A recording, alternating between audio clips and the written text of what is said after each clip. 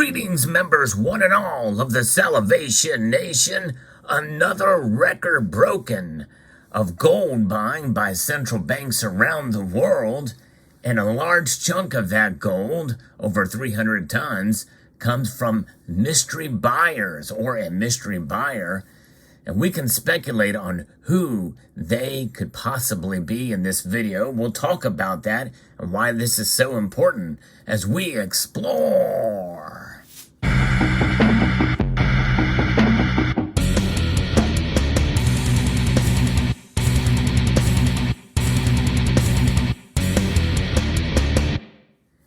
The World Gold Council keeps statistics on how much gold and who buys gold, as far as from what they can tell, each quarter of the year. And right now, a record has been broken. We're going to talk about this from an article from Bloomberg as shared with me by a friend. If you enjoy videos like this where I talk about the precious metals markets, I hope you will consider pressing the thumbs up button below and subscribing to the channel, as I do post daily videos. But these purchases from these banks constitute a large record-breaking number back before a time when the dollar was dramatically shifted and changed. Central banks bought a record amount of gold last quarter as they diversified foreign currency reserves, with a large chunk of the purchases coming from yet unknown buyers. Folks, this very well could be the transition point into the strengthening of the BRICS nations and the abandonment of the U.S. dollar. That's right, this, which has been devalued at a rate of 8.2% year over year as of the latest statistics. They're wanting to abandon that and go to sound money. Can you blame them? Almost 400 tons were scooped up by central banks in the third quarter, more than quadruple the amount from a year earlier, according to the World Gold Council. And this takes the total so far this year in 2022 to the highest level since 1967.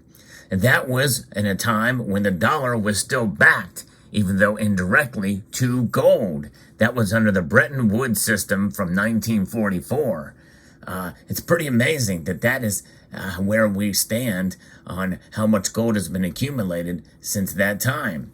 Bullion prices have been pressured this year by aggressive U.S. interest rate hikes as the Federal Reserve tackles soaring inflation, which have prompted exchange-traded fund investors to sell the non-yielding asset.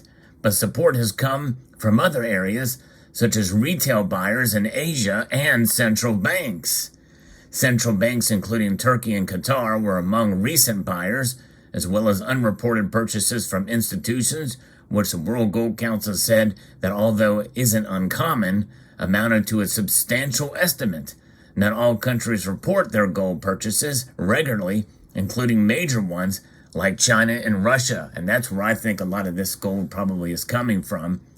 I can't imagine other institutions, although I guess maybe the IMF or other banks. It's hard to tell really, but there is a chart that shows the gold buying in the amount of years from 2010 all the way to 2022, and the third quarter in 2022 already breaks that record, going all the way back to 2010. So not all official institutions publicly report their gold holdings, or may do so with a lag, and so things lag and things turn as from month to month to see where it goes with the gold buying, but we shall see. Maybe in due course we'll get those numbers, but right now it remains a mystery. The council expects overall investment for gold to decline this year as lower ETF and over-the-counter demand offset strong retail buying. But despite the strong demand, bullion prices are mostly reliant on external factors such as macroeconomic sentiment and the direction of the dollar. Boy, is that ever so true as far as the prices are concerned. And we are seeing, the dollar strengthen, even though it's weakening in terms of its value. Again, it seems like a dichotomy. They work against each other, a contradiction, if you will. But the dollar is indeed the world's reserve currency. And so therefore, it is the cleanest of the dirty shirts in the laundry pile. And so with that being said, and with all these nations utilizing it for transactions, it's continuing to be the case. I did hear an interview the other day from somebody who knows policy wonk with a monetary policy and the like, and M2 money supply essentially stopped. In other words, they stopped printing money in April of this year, but it's going to take a while for that stoppage for that ceasing of money printing to really take effect. And so therefore, all of the money that we've been printing beforehand a lot of it is still yet to be circulated. And so essentially, this could lead to a double dip recession. Because remember, we were in a recession not too long ago. These latest GDP numbers that have come out are kind of suspect, because some people speculate that a lot of that money is from government spending, from some of the initiatives that they've already passed into law and contributing to, quote, the economy, but really it's private sector growth that is a true measure of the health of an economy. Nonetheless, so we've seen here of these macroeconomic sentiments and the direction of the dollar. The precious metal has been under pressure ahead of the Federal Reserve's statement that we've got they're raising interest rates another 3/4 basis points, or 3/4%. And this is where we're at. So fascinating to see, but who is the mystery buyer or buyers? We will find out as in institutions. What institutions will buy several hundred tons of gold, or even half a ton, 50 tons of gold? It'd be very interesting to find out, to see where this is and how this amount of gold is being transacted and who's buying it. Now, we know with what's going on with Ukraine and Russia that there's going to be probably a lot of gold being transacted through other means, through other channels. Is the World Gold Council tracking that as well? But regardless, central banks are scooping it up like crazy. And why is this? They know what's coming, folks. We live in a delicate economic situation here in the United States and around the world. There's a lot working against the interest of sound money principles now. Even with the Federal Reserve so-called tightening, a lot of laws are being passed in some of these nations that require much more spending of money for some of these social programs and the like, or relief from college debt and that type of thing. We really can't afford any of it, and it's really a hidden tax. Inflation is a hidden tax. Even the Keynesians understand this, but they certainly don't understand or don't care at how to actually fix the problem. And because it would require some discipline and some constraints on themselves. They don't want those chains. They don't want those constraints. And so when they don't take the chains or constraints to prevent them from spending, they make slaves of all of us. And that means that every time we get one of these dollars, we can expect it to lose value, sometimes at a rate of about 1% a month. There was a time when that was the case in recent history here. But nonetheless, the Federal Reserve note is what it is. And everybody around the world recognizes it. Everybody around the world has their own currencies. And right now, other currencies are hurting a little bit worse, obviously, especially in Turkey. It's a lot worse. But what are the people in Turkey doing? Well, they are accumulating gold.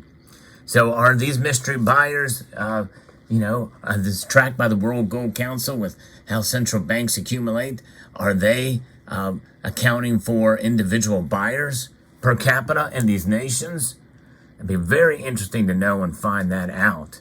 But regardless, as the mystery buyers out there continue to buy, you could be one of those as well.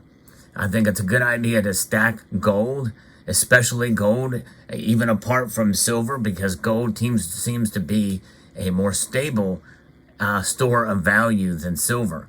I do believe in silver, and I do believe it is a store of value, but you got to be a little bit smarter with how you accumulate it in order to really come out even, because that's what it's about. It's about wealth preservation. It's not about getting ahead.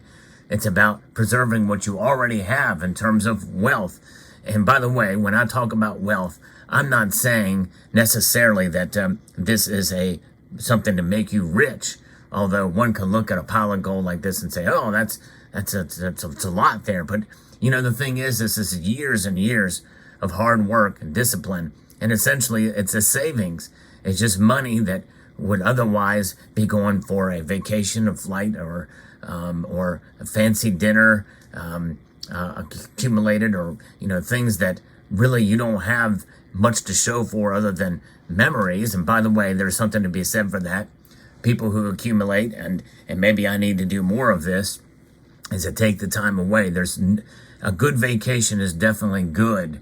People should take them. People should have a balance in their life, for sure. Even in these times where people are pretty scared, pretty fearful for what's coming, it's good to take some time away with your family to refresh, for sure. No question about that. I'm not saying you shouldn't do that, but because there's some very good people that do, and they're very much balanced in their approach and do accumulate.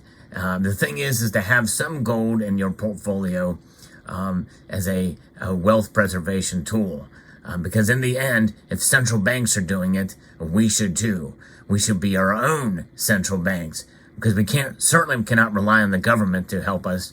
We certainly cannot rely on anybody else really in the end to help preserve our wealth. It's about individual responsibility so that we can experience individual liberty.